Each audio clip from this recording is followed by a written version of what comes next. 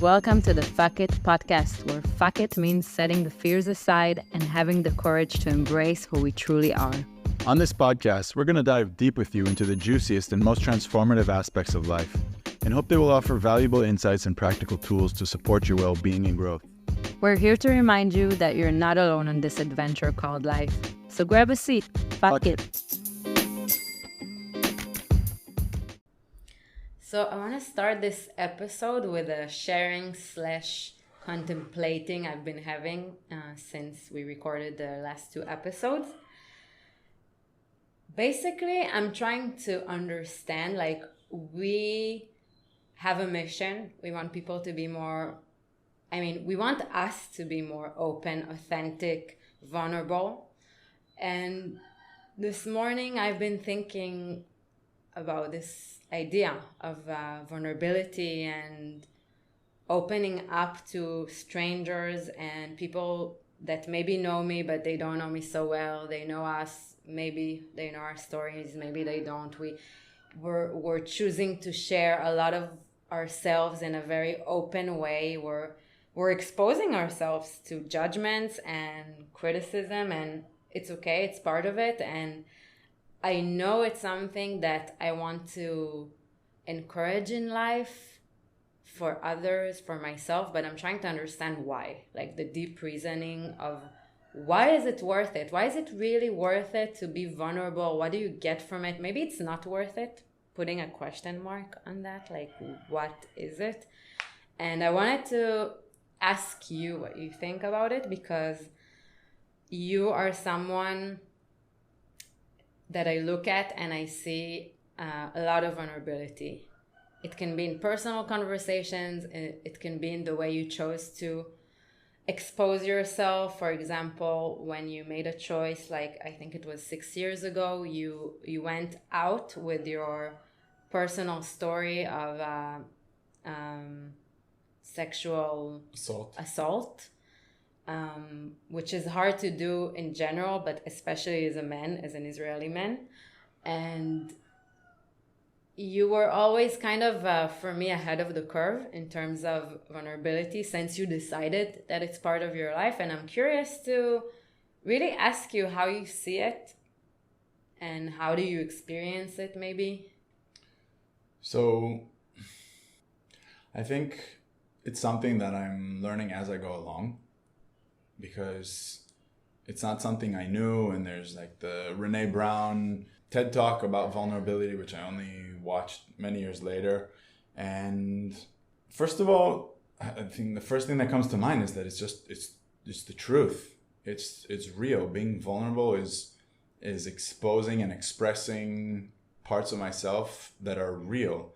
And yes, I think when there's something that is hidden and I'm afraid to share it, that's when it's even more real. It does get easier over time, but I think for me there was so much, and still is a lot of judgment towards different parts of myself. But over time, I think there's become like a lot more acceptance. I've been doing a lot of healing work around parts of myself that I don't accept or that I have judgment towards.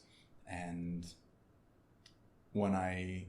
it's like one of the final steps towards self-acceptance, or if not the final step, coming out and speaking about what it is that I'm afraid to speak about. And so if there's something that I have judgment towards myself, and then I'm working through it and I come to terms with it, or even begin liking that part of myself, then the next step is speaking about it, because I shouldn't have any reason to be embarrassed about it. Now, it still can be tricky, because even if I'm true to myself and I believe that what I'm going to say is truthful, people might not agree with that, and people might have comments, and people might judge me for that. And so I think judgment from others is so much more hurtful and powerful when I'm judging myself. But if I'm accepting that part of myself, then the judgment of others doesn't hurt as much, and over time it doesn't even touch me, because I know that I like this part of myself, or this is what happened. I accept it. So if, for instance, you're speaking about sexual assault. So for many years, I had a lot of judgment, a lot of questions about maybe I let this happen in some way. Maybe, you know, I'm weak because of it. How did I not fight back? How did I freeze? You know, what will people say? But the moment I learned that it's just part of the process and it's a trauma response, freezing, and it's not weak, then when people did say hurtful things, I didn't believe them because I wasn't believing it within myself. And so you think, I'm sorry to interrupt you, Yeah. but do you think that it's only available to people once they accept themselves? What if I don't accept myself? What if I judge myself? So I don't have permission to be vulnerable until I accept myself? Because maybe, no, I have shame around things that I feel. I have judgment towards myself, and then I'm gonna say something about it, and people are gonna point it out and say you're this and that, and you actually agree with that. So why would anyone want to do that to themselves? And I don't know, like I'm missing something that, like, I get it, but at the same time I don't get it. Yeah. And I question myself also over time, but I think just, you know, the reality has shown me that it's always paid off. But I agree with you. I think definitely before coming to terms with myself, if you still have judgment towards yourself, or I still have judgment towards myself, then there's more of a risk because I'm exposing something that I'm not fully accepting within myself. And then different ideas of people can confuse me, can deter me and make it worse. But there is an upside that, okay, first of all, I want to ask if you have an example of something like that. No, actually, I want to ask you, like, maybe we jumped very fast to it, but how do you see vulnerability? What is vulnerability to you? So vulnerability to me is, there are different ways, but like I said, it's being authentic on the inside, on the outside, as much as I'm in the inside. For instance, it could be something small. It could be like when someone says, "Hey, how are you doing?" Right? And most of the time we answer like, "Yeah, all's good." But maybe I'm having a shitty day.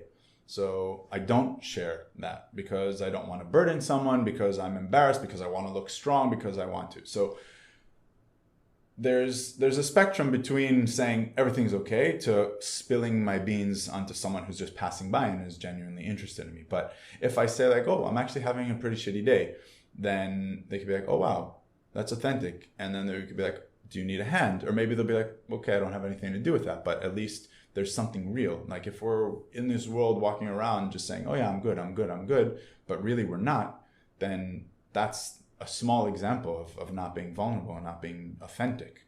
And that just continues, and that builds up and creates more and more authenticity.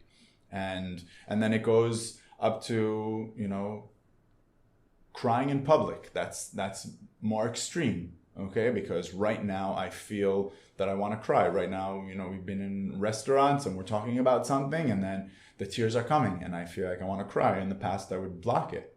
But I would block it because I would feel embarrassed, because I would feel that there's something wrong with crying. So I had to work through my judgment and society's judgment towards crying in order to bring me to a place where I can cry in public. Now, why is it good, you ask, to cry in public? Yeah, someone can point and laugh. But I know now that if they're pointing and laughing, it's just their self-judgment towards themselves. I know now that they are feeling fear towards expressing crying. And why is it good for me? Because right now I feel the need to cry. And when I cry, there's a huge release. It's just like if I have a shit that I need to take, if I have diarrhea or something, then if I don't go to the toilet, it's going to be hurtful. And that's how I see emotions and crying.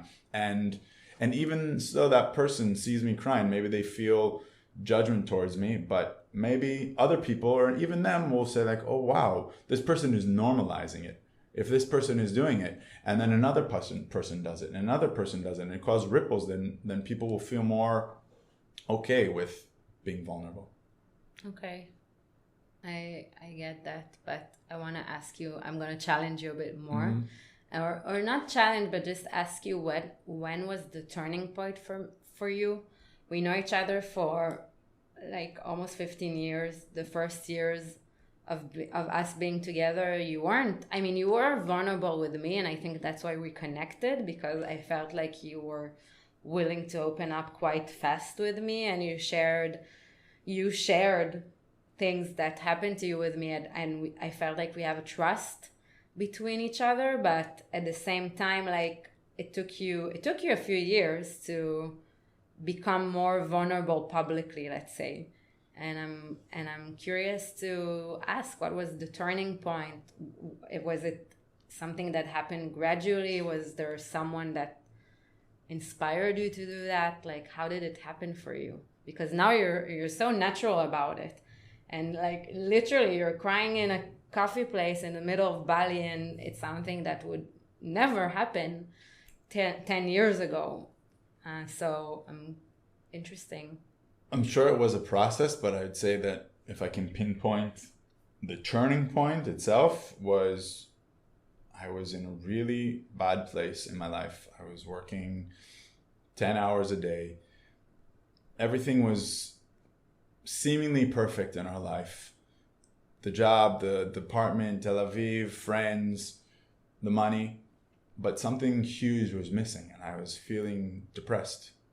And I couldn't pinpoint. And a friend said, hey, there's this workshop that my friend just did, and maybe it'll interest you. And I saw their website, and it looked really like unprofessional, because I came to learn that it's an organization. It's not a company or anything, so they don't have much money. A nonprofit. A nonprofit. Yeah.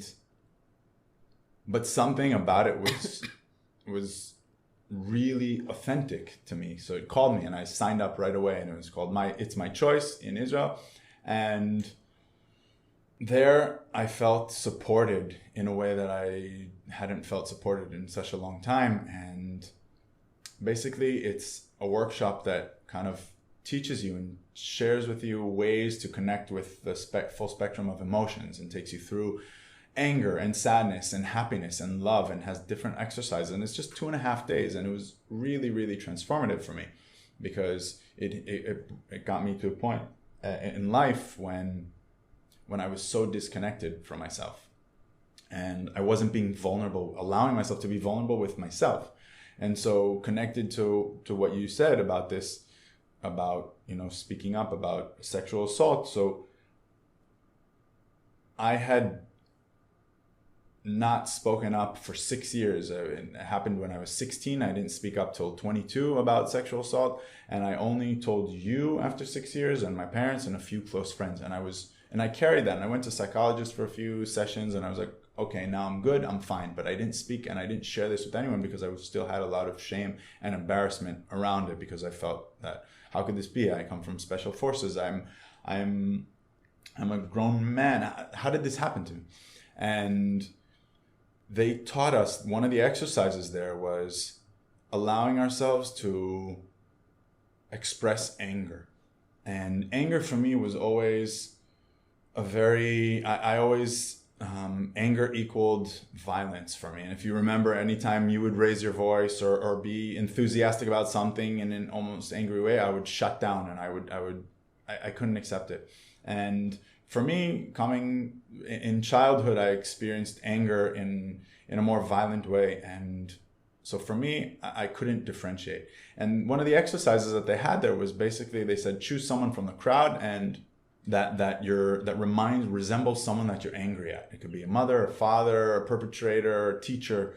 And the face of my first perpetrator just kind of popped up, and I called him over, and I allowed myself to express anger for the first time. And I was just screaming. They teach you to scream from the stomach, not touching them, no violence, just screaming, I am angry, over and over again. And I started crying.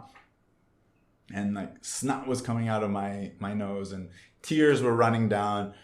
And there were groups, and everybody was there. And I just kept going, because I realized I still have so much anger built up that I didn't allow. And everybody was sitting down, and everybody was just watching me. And I opened my eyes at the end, and I was like, whoa. And the facilitator came to me, and she's like, what are you angry about? And I whispered to her, I was sexually assaulted. And then she said to me, do you care sharing with the room? There were 80 people in the room. And I said, no way. It's too scary. And then she said, you have a choice. You don't have to, but maybe it'll help someone.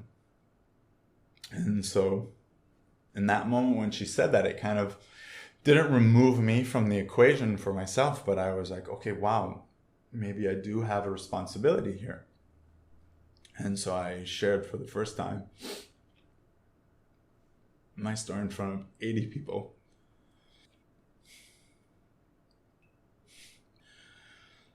And I was crying. I could barely speak, but there was this complete silence in the room. And all eyes were on me. And there were people standing behind me, putting their hands on me, supporting me. And it was the complete opposite of how I imagined a scenario like this of being vulnerable. And I finished, and there was complete silence. And I felt the compassion, I felt the love.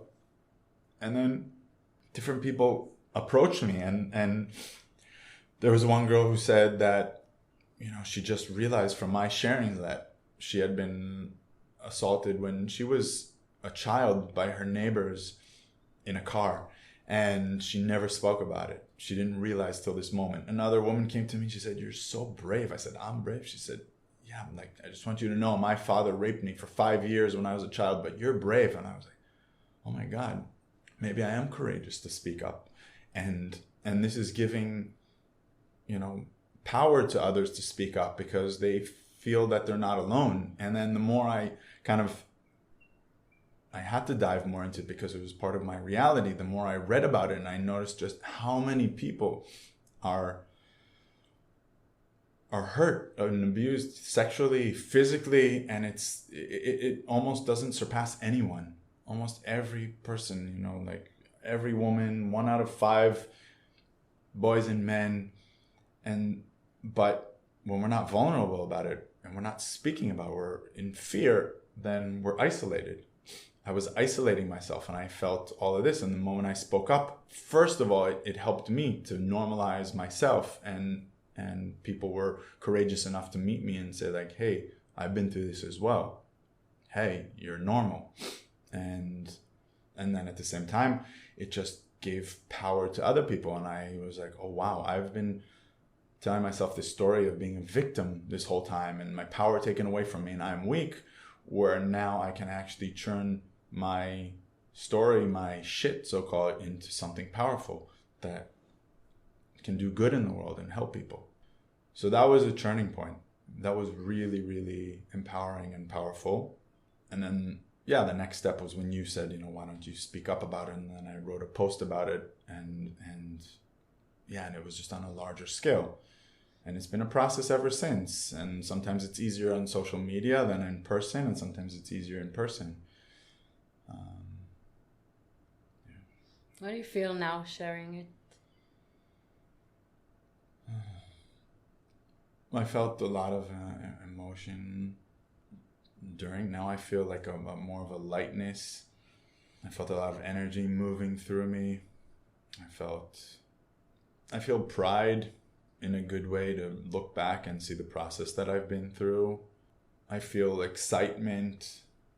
I feel joy, because it's heavy not to share, not to speak up about these things.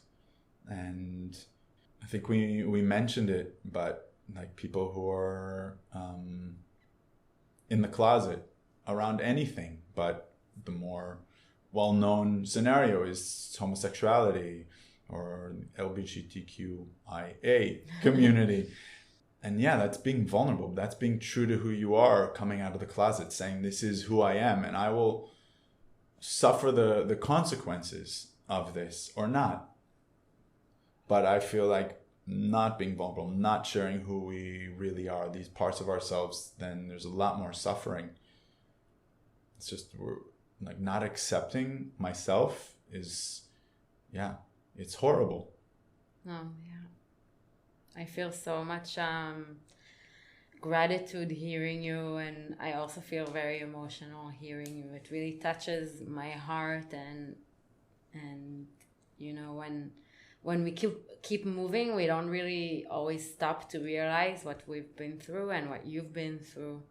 And for me, it's your sharing, or in general vulnerability, is so sacred. It's so sacred to tap into the realness of your inner world, and to feel safe in that space, to feel seen. And for me, when I'm hearing you, I'm hearing that grace of vulnerability, the merit that comes with allowing ourselves to really expose who we are from within in a certain moment where so many things, it's not like what you shared is everything that you are. You're so many things. And even that story is just a part of you, but the fact that you can share it and share the emotions that come with it, and you feel safe. And like you said, you felt safe in that room, maybe for the first time in your life, meeting all the fears, all the stories you had maybe around the judgment or the rejection that you would feel if you would ever share this to anyone. And to see that not only it's okay to share what you feel and what you've been through, you're not only, it's not only okay, it's actually great, and it's supportive, and it's expansive to yourself and to others. It's like a ripple effect. So I feel like when you share your story, or when I observe people share their vulnerability, I feel inspired. I feel, like you said, I think the essence of what you said is the power that it gives to you and that it gives others.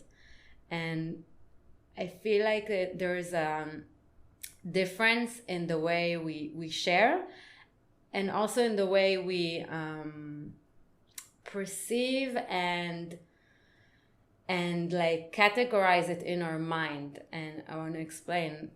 It's like sometimes we were taught that the way to share is to kind of like victimize ourselves for what we feel. And then vulnerability is like almost associated with victimhood, where like sharing what you're going through is being a victim, versus understanding that vulnerability is actually tapping into your power, because you're not just here to complain about things and to cry over spilled milk. It's actually tapping into your deeper emotions, and when you do that, you connect into your power, to the power within you that allows you to do that. Because I think that on the deeper layers we have a lot of fear of feeling certain feelings, so we just repress them, we put them aside, we move on, we create this like persona that is powerful, that is like moving forward, and then a lot of parts of ourselves are being neglected. And when we connect to that ability to tap into the deeper layers of our feelings, suddenly you feel liberated and you feel celebrated and seen. And I think it has a lot to do with the framing we give to our story, to our emotions. Is it a story of like, feel sorry for me, or shame that I'm a man, that it happened to me as a man? Or do I feel power that it happened to me? I don't know why. I don't think there's any way to say like sometimes we spiritually bypass by saying like, yeah, it all happened for a reason. I don't wish anyone for that, in order to grow and feel connected to their power. But when it happens to you, when life happens to you, and everyone has something they've been through, but when we tap into the power of our story and we're able to share that with others, we're connected. We feel part of, we feel seen, we feel loved, we feel supported, and we feel like also like we're empowering. So it's like, it's giving so much like you said, that energy in the room that's being built up when we put aside all the stories that has to do with exposing ourselves. And I think it's like what you experience, it's like a lab of things that can happen in real life. Not everyone will go to these workshops, and we talk to people that like, we tell them about this workshop and they're like, oh my God, like they cringe, like they can't even think about it, or worse, they laugh about it. They're like, I would never do such a thing. Or even the next step, like even saying like, why would I do that to myself? Like, I don't believe in sharing all these things. I feel weak. Like so many people literally feel weak when they share their emotions, and they're doing everything to prevent that. So for me, when you're sharing that, it's like, it's a reminder of what it can do to you. Like why doing that is not risking anything. It can actually empower you. It's not going to make you weaker, but it's hard to explain it to someone who's never experienced it. Yeah, and I think that is why it should happen in small steps. And these workshops, I think they are for everybody, but like if you would have told me about this workshop a year before, I would have laughed in your face. Like I had to go through a certain process or reach a certain extreme of depression, feeling low, in order to be like, okay, I'll do this. But like I said, I think it's the small things. And first, yes, we have to work around those strong emotions and understand why we're feeling so much judgment towards our emotions. And it has to do a lot with education, lack of education around emotions. And it's not new to anyone, but like the sayings of, don't be a little boy, don't be a little girl, stop crying, put yourself together. And if only as children we were allowed to express our emotions fully, and I'm sure many do, but I still think that the majority of the world is not there yet. And so if it's just normalized from a very young age, then it would be normal and there wouldn't be that judgment. And I think, for example, like the example that I said before about, oh yeah, I'm fine, it goes to, I think it's, maybe we spoke about already, but it becomes much worse on social media, because it's even easier to hide there behind like pink facade of everything is perfect. And what happens is, and I see this with me and with you, like how many times would you be scrolling on Instagram or Facebook and feel suddenly shitty about yourself, even though you're on the beach in Goa, but then you see like this, but you're having a shitty day, and then you see people in the Caribbean or in South America, and then you're like, oh, they're happy. Everybody's happy except for me. But it's not true. It can't possibly be true, because we are human. And if we all shared, and I think another thing is that we're afraid to burden, and we're afraid that other people would burden us. I have so much shit to deal with. So now if someone is going to be vulnerable with me, then now I have to hold them. Now I have to support them.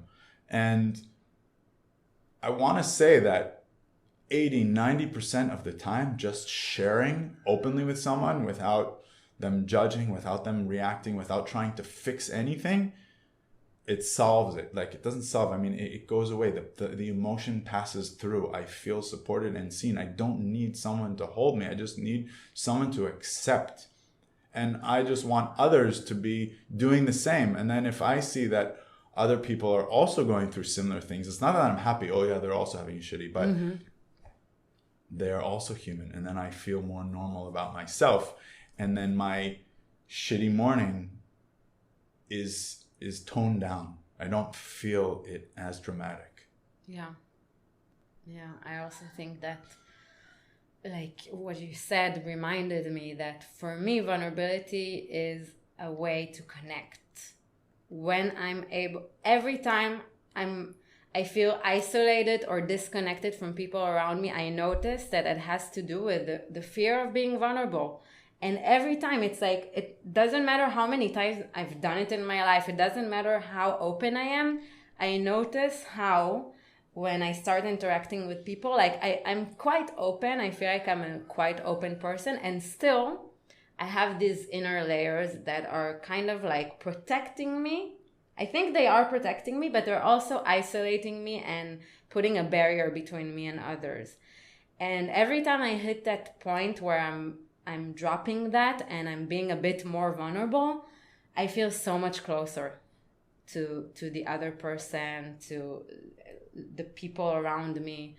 And sometimes it feels scary, like, especially I remember for me working in a work environment, right, when you're supposed to be very professional, and it's not about like being emotional in work. You have to go to work and get the job done. But for me, again, it's like, how can, for me, I couldn't wrap my head around it, that I go to work and I need to make like a separation between myself and my work environment. And for me, my way to connect is being vulnerable. And I felt like by doing that, I'm exposing myself to judgment, and like I will be perceived as less professional for sharing my vulnerability at work. I couldn't help it, yeah. I would go to meetings with my boss and my colleagues, and I would cry and I would share what I'm going through because it's who I am. But so many times I felt out of place, and like there is no space for that in work. There's only space for that in a workshop, in a hippie community. And I don't know, I feel like I have a message to the world, like how can we embrace vulnerability as a language that is allowed in everywhere. And saying that I'm vulnerable about something or sharing how I feel doesn't mean I can't share it and then regroup myself and continue working as I should, because right now I'm going through something, and pretending that I'm not is like isolating me and actually making me more depressed and more disconnected and less motivated. Like for me, I was trying to shut it out, and I was also feeling like depressed and stressed and scared and overwhelmed and overworked. And I felt like, okay, I need to suck it up and be professional, and I'm going to put on a smile. I would go around, cry around the office, and go up with like my red eyes and pretend nothing happened, because I need to be professional every single day of the week. And then it's like you're crashing, because you're all the time you have to hold this figure that, okay, I'm talking now about highly sensitive people. I think some people are less sensitive, and they really like, they're disconnected. They don't have the same mechanism. But I'm like, I feel like so many people are, and they don't have a voice, and they're kind of transparent in this world that we live in.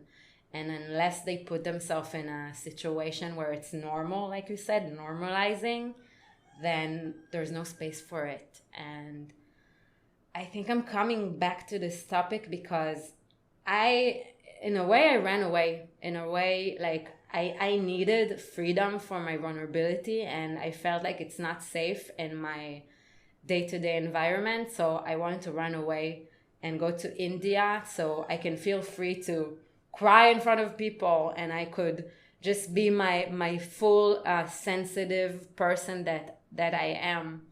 And my personal journey took me to a place of like self-acceptance from shame, and always feeling like I was less, like I felt less worthy of others. I felt like people were stronger than me, and especially as a woman, like I would look at women that were like more closed emotionally as more powerful, and I felt weaker compared to them. So I was like, okay, so I need to go to India where I can just be myself and not apologize for it. And it helped. Like I went through a huge process of self-acceptance, but at the same time, like, no, I want us to be able to be in a society where it doesn't matter where you live to be vulnerable. And if you want to do that, you can do that, or connect to those parts of yourself that are going through something. Every time I do that on social media, I get a few messages of like, thank you for normalizing things that we feel, but we feel ashamed, and we feel like there's no space for it because on social media it's not a safe space. Or it's really it's amazing what you're saying, and it's really surprising in a way, because coming back to your first question, like what was the turning point? So it was that workshop, but the build up to that was that I had a safe space at home with you. Like you were the one who always encouraged me to be more vulnerable, even if you didn't know exactly what it meant. And we all have emotions. We were all born as children. We all cried as babies. We all had emotions, and over time we blocked them and put on like a fake strong facade. And you maybe being, I would say, like you just said, an oversensitive person, many times it just, you couldn't control your emotions, which I think is a gift. You felt that it was a weakness many times because that's how others perceived you, and that's what people told you, like you said, at workplace. But I think it's a gift because it just kind of allowed you to express that. And so for me, I was always battling. You would be like, be more vulnerable. Maybe you didn't say it in those words, but that was the encouragement. I was always like, no, leave me alone. Like, share more. I don't know what it is. Express your anger. And I was like, no. But it allowed me to, the fact that I had that at home and I knew that you would be accepting of it, it allowed me to go to this workshop. It gave me like that safe kind of place to do that. So yeah, I just wanted to mention that and remind you of that, and thank you for that I felt safe. And you said that, vulnerability helps you feel closer with others. So if we're talking about relationships, especially friendships, with family, but especially romantic relationships, like I can't even begin to explain the closeness that we feel, the intimacy that we feel now as compared to before I allowed myself to be vulnerable. And I think the more I became more vulnerable, it kind of allows you to be more vulnerable. And that creates closeness. Coming back to the first point that I said, it's because it's truthful, because we are expressing authenticity when we are being vulnerable. If we are now in a conversation, if we are hugging, if we are in sexual intimacy, and I'm not being present and I'm not sharing what it is that I'm going through, then there's a disconnect and we are not connecting. If I'm embarrassed to share what I'm going through right now, even if it will upset you, even if you might feel many different things, if I'm hiding that, then there's a disconnect.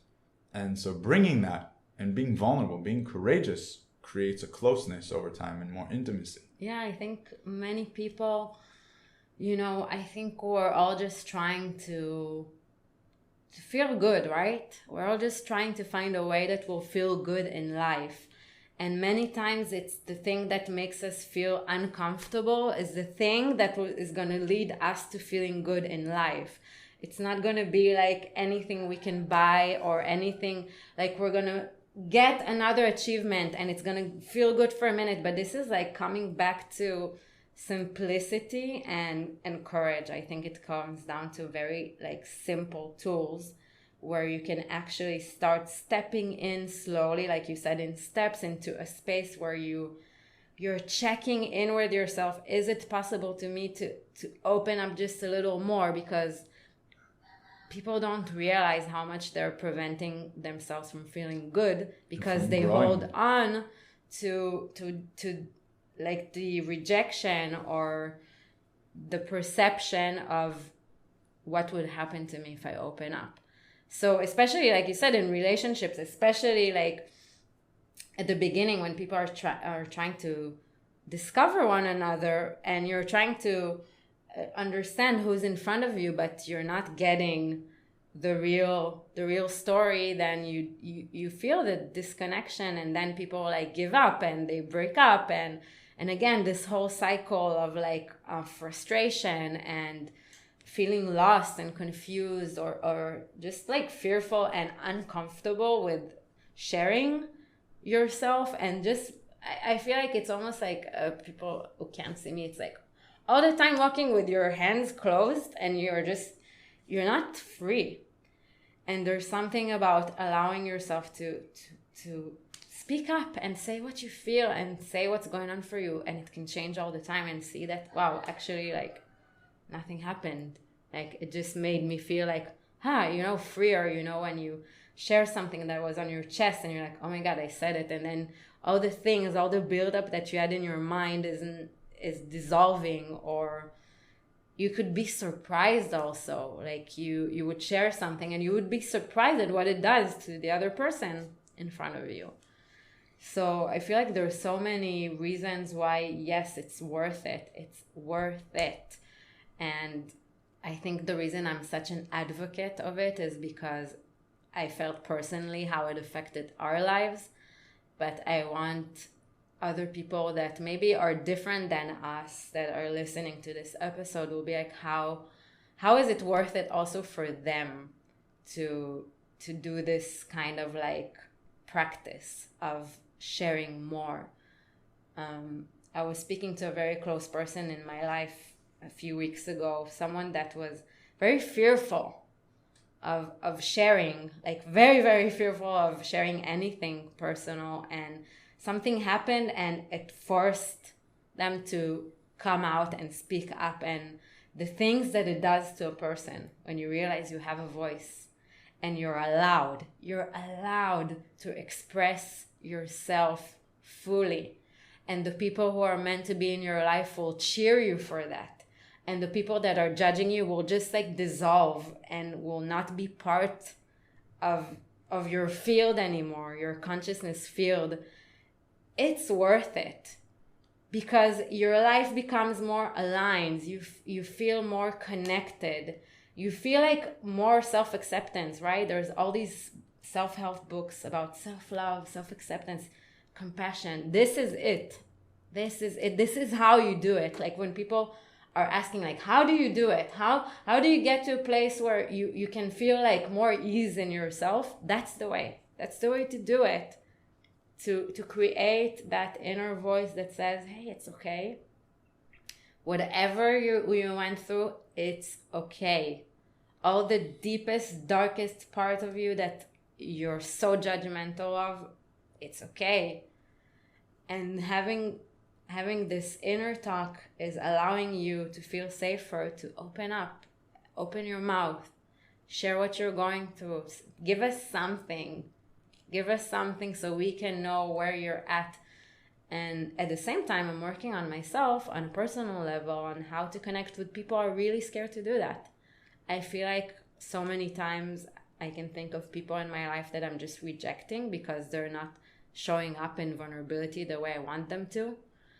And how can I develop more compassion towards this closeness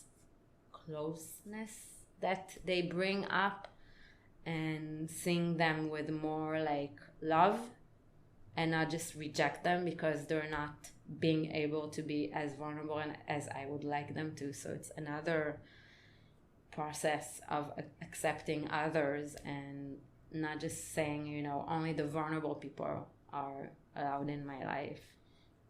Of course. And I think that's like two small things that I wanted to say. It reminds me of, vulnerability doesn't mean, like I said, just blurting all of our shit onto anyone and everyone at any point. Obviously, if that's what you want to do and that's what you feel, do it. But that's not what I'm saying. There is also respecting the other person and where they're at. Not everybody is ready to hear, but it's the fact that I am ready and okay to share if there's someone that's needed. And it's maybe asking someone before sharing, like, is it okay for me to share with you, right? So like I said, if someone asks you like, hey, how are you doing? And then you're like, oh, I'm having a shitty day. Then you're like, I'm sorry, but like I have things to do. Or I'm sorry and I want to hear about it, right? But it opens that door of conversation.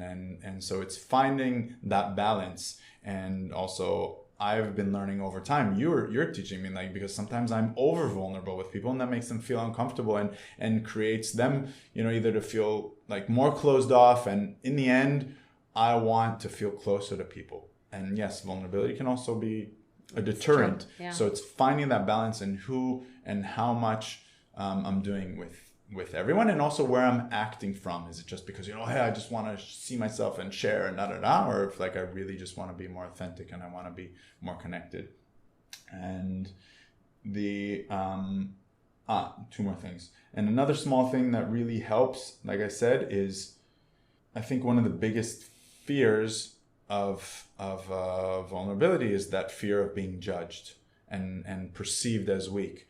And just whenever I'm about to be vulnerable and that fear comes up, then remembering that most people around me that are going to be judging me is because they're judging themselves. And it's not because something is wrong with me, it's because something isn't sitting right for them.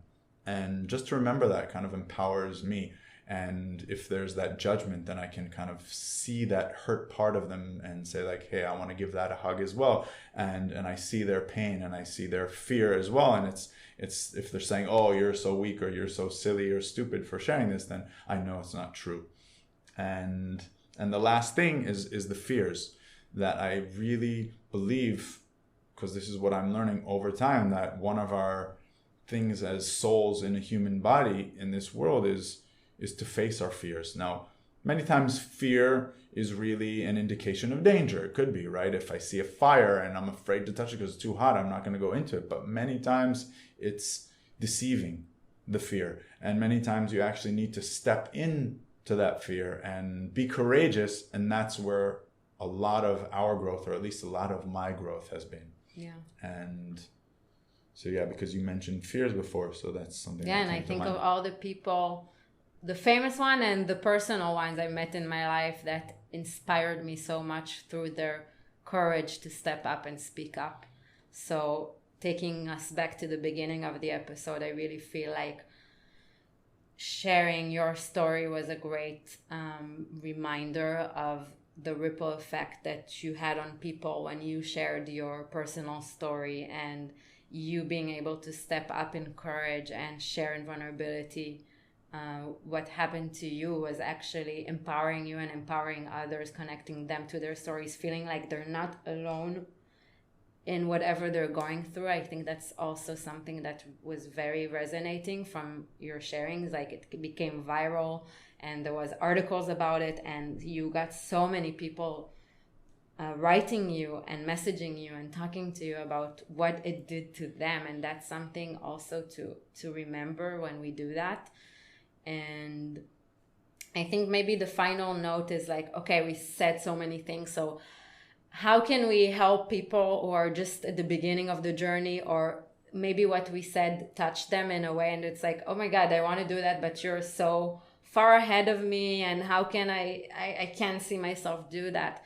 So I want to offer like small tips on how you can start experimenting with your vulnerability and creating that like safe ground for more openings and connections in your life.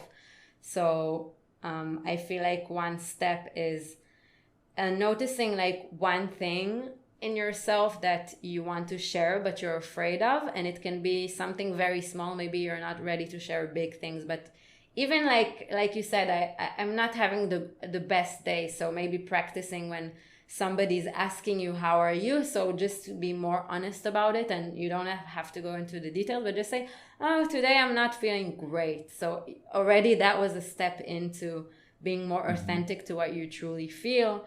Or think about like once a week sharing in a more vulnerable thing that is real for you right now to a friend or to someone you already feel safe with, but you can practice taking it to the next level. And I think slowly you'll start to create more safety in that space, and slowly you can start expanding and feeling how it feels.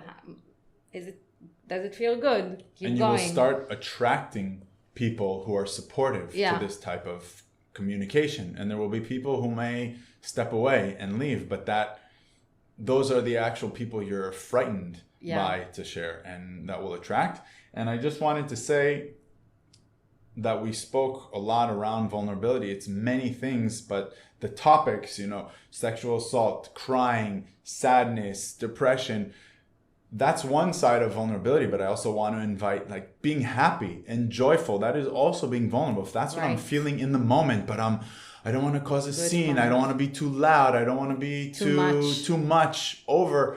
Then that's also a way that we're closing ourselves. But we can be courageous and be happy and joyful in those moments. And that just, so to pinpoint that is being truthful on the outside as to what is inside. Yeah. Sharing and showing outside to others what I am feeling inside. And that is, for me, in other words, liberation. Yes. Inner liberation. So with that note, thank you for listening. Thank you. It was a great episode, and I am happy to do that with you. Thank you.